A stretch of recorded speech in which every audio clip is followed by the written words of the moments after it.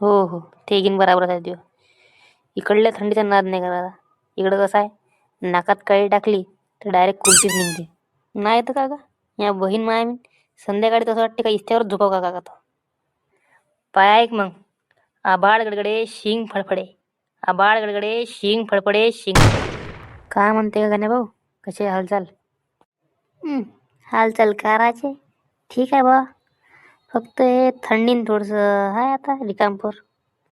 हो का, आता 2-3 दिवस झाले सारे आपल्याकडे थंडी खूप पडून राहिली का. नाही तर का, तुला तर माहितीच आहे विदर्भातली थंडी कशी राहते तर कडाक्याची. हो हो, ते घेईन बराबर आहे देव. इकडल्या थंडीचा नाद नाही करायचा. इकडं कसं आहे, नाकात कळी टाकली तर डायरेक्ट कुल्फीच निघते. मग पाय बरं, कालचीच गोष्ट होय. 2 लहान बुट्टे सकाळी 5 धावायला गेले ते, झालं ना गोट्या जाम. आहे आता घरी. नाही तर का गा, या बहीण माया मी संध्याकाळी तसं वाटते का इस्त्यावर झोपाव का का तो. नाही नाही का संख्या भाऊ, असं नको करू. नाही तर तुझी जंगल तोडून राहतो रात.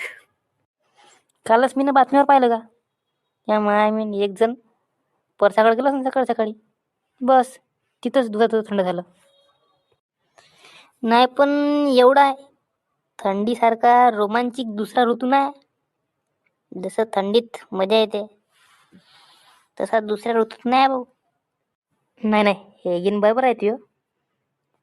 पाय ना मग, होऊन जाऊ दे एखादी थंडीवर कविता असं तर एखादी काढ ना आपल्या झेंडीतून. हो हो आहे ना, थांब. पाय ऐक मग, आबाळ गडगडे शिंग फडफडे, आबाळ गडगडे शिंग फडफडे शिंगात पडले हो खडे, आणि विदर्भाच्या थंडीत सांडते बर्फाचे वडे, समजणे वाले को इशारा कॉपी. कशी वाटली? अरे एकच नंबर. संख्या भाऊ म्हणून आणि मला आवडणार नाही असं होऊ शकत नाही. पण एवढा आहे गण्या का, थंडीचा ऋतू मलाही आवडते. पण लेका इथं आपले परसाकडे जायची पंचायत मोठी येते. असं पाणी झोंबते का, ते तर माही आपत होती. पण मी न आता त्याच्यावर नुसका काढला एक. काही नाही, गरम पाणी घ्यायचं आणि जायचं. अगं ते तर मी मागच केलं तर, पण मा बायकोनं एवढं गरम पाणी केलं का लावता जे फोड आले तर आता अजून आपत आहे या माय मी. अरे च्या बहीण माय, फोड आले का तुले? चांगली सापत आहे मग तू इथं.